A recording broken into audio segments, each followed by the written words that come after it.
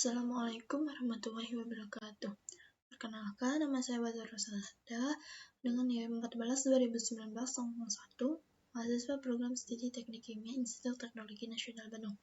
Di sini saya akan mempresentasikan tentang azas kontinuitas.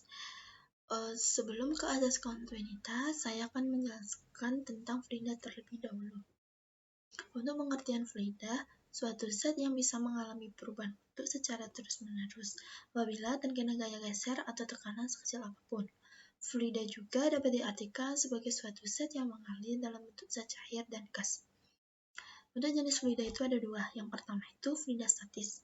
Fluida yang berada dalam fase diam atau dalam keadaan tidak bergerak, namun tidak ada perbedaan kecepatan antar partikel fluida.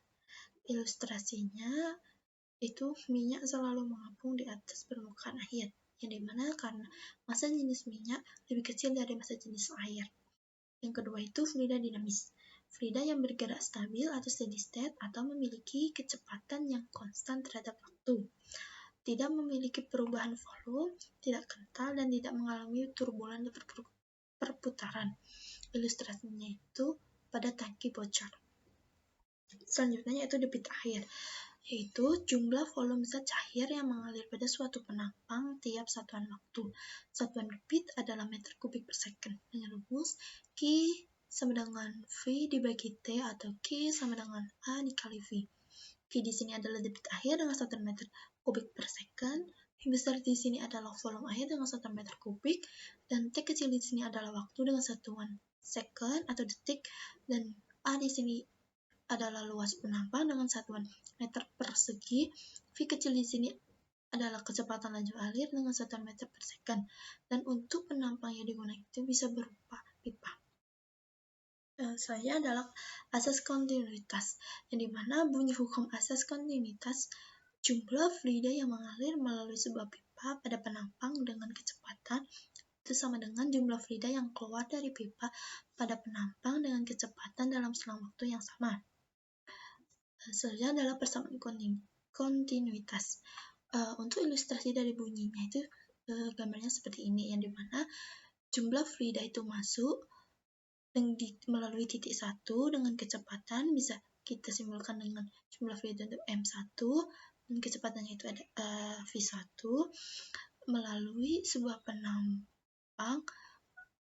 Itu jumlah fluidanya itu sama dengan jumlah fluida yang keluar di titik 2, yang dimana titik 2 itu disimbolkan dengan M2 dan V-nya itu dengan V2 dalam selang waktu yang sama.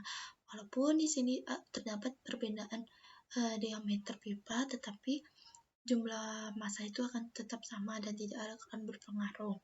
Sehingga untuk persamaannya sendiri itu menjadi delta M1 sama dengan delta M2, yang dimana M1 itu rumusnya adalah Rho kali A1 kali delta S1, dan untuk M2-nya itu Rho kali A2 kali delta S2, dan diturunkan lagi menjadi persamaan 5, yaitu Rho kali A1 kali V1 kali delta T sama dengan Rho kali A2 kali V2 kali delta T. Karena dalam selang waktu yang sama, sehingga delta T di sini itu bisa dicoret dan menggunakan fluida yang sama dan tidak mengalami perubahan atau konstan, sehingga Rho-nya bisa dicoret. Sehingga untuk persamaannya itu menjadi A1 kali V1 sama dengan A2 kali V2 seperti berikut ini.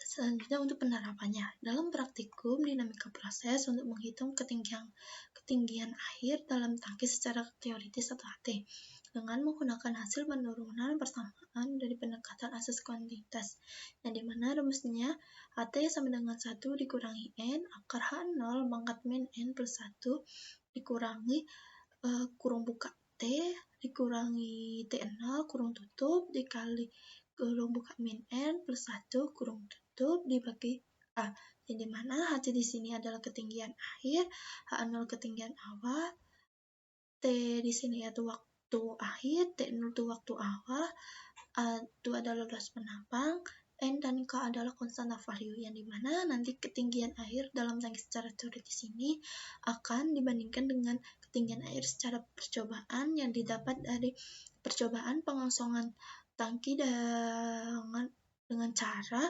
penurunan air setiap 5 skala dari side glass yang ada di tangki. Untuk side glass-nya itu berada pada di sini. Sekian presentasi dari saya. Mohon maaf bila ada kata yang salah. Wassalamualaikum warahmatullahi wabarakatuh.